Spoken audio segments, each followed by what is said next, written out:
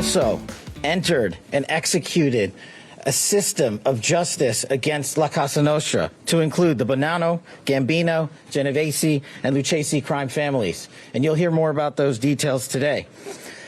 The charges and the arrests that were taken down across this country range from wire fraud, money laundering, extortion, robbery, illegal gambling. This FBI will leave no room for any perpetrator of crime across this country. So I woke up to that news yesterday, and I thought I was like, I don't know, dreaming about one of those Ocean's 11 movies or something.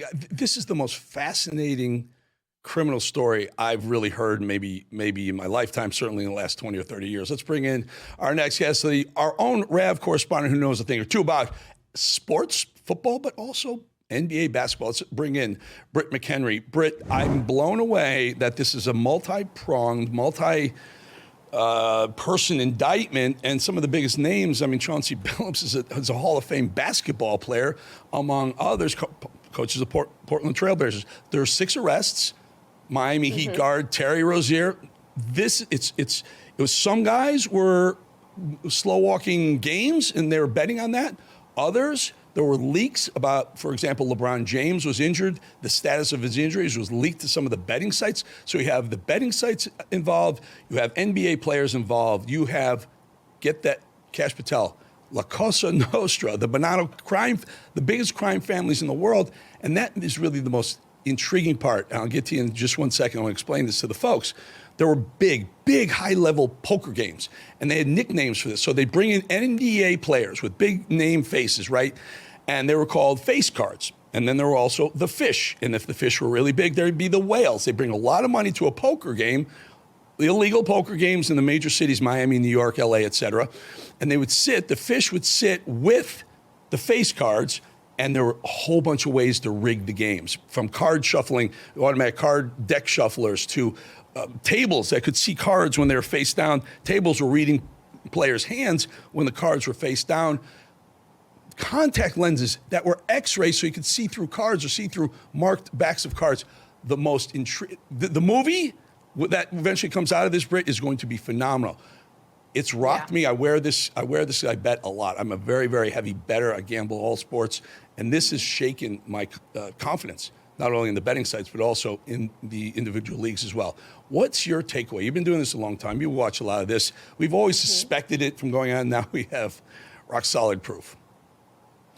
It's astonishing. Also, Eric, as you know, the NBA has really been struggling with ratings. It dropped significantly, at one point 40% last year compared to the NFL, and the NFL's been jumping on it, right? They now have a full slate of Christmas Day games, which used to be the NBA's day. So to come off such a rocky year ratings-wise and a disappointing finals for Oklahoma City, no one was really that plugged into it, to now have this, I am really intrigued, as you mentioned, perfect word, the tentacles of how far-reaching this would be. Upwards of $7 million taken, if you will, in these games is one report that I've had. Now, you know as well as I do with Cash Patel, when I've spoken to him, people working around him, he is as vigilant on cracking down on crime as they say he would be in the FBI. And so to see this, though, in the sports world is very unique, because gambling has been legalized in so many states, in so many areas. You know, gone are the days, still there a little bit, where you drive from Virginia to D.C. and you can't do horse betting in D.C., but you can do certain bets there. It's really grown. All of these companies, FanDuel, DraftKings,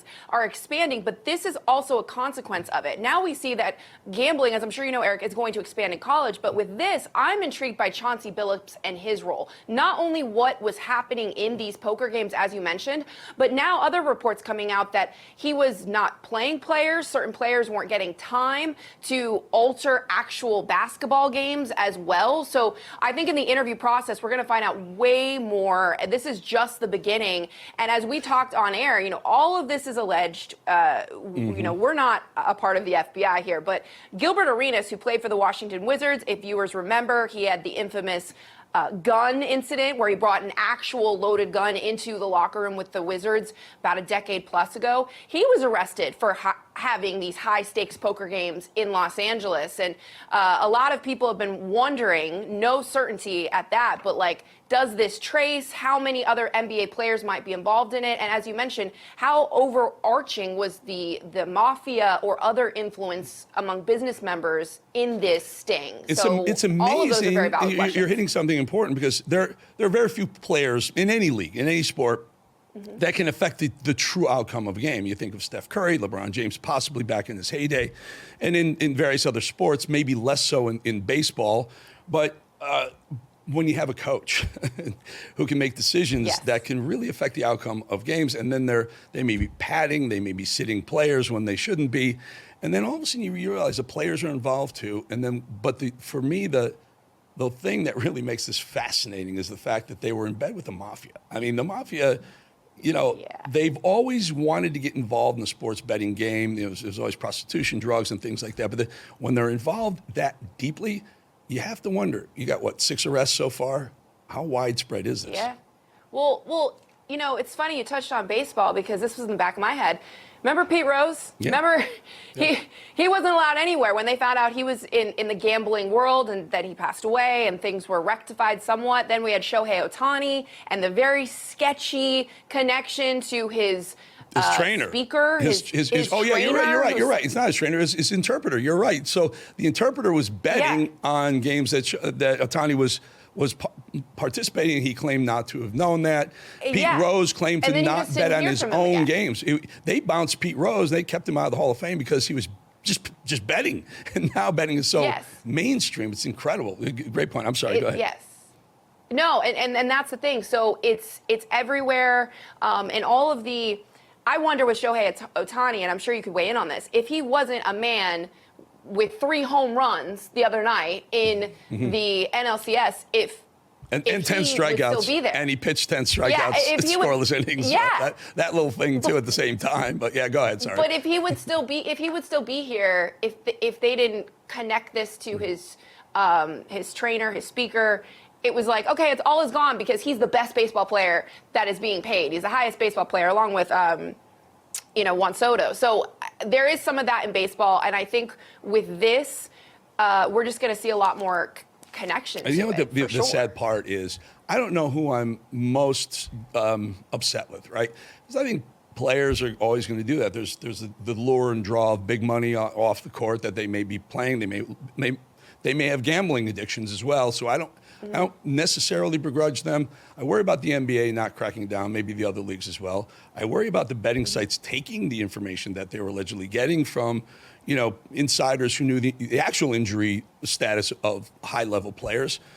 And in the regulatory bodies, I'm concerned as a gambler because I really watch those games believing it's all chance. It's a bounce here, it's a bounce there, it's an error here, it's a missed shot there. To think that there's more to it makes me really want to question how much I gamble and when I bet.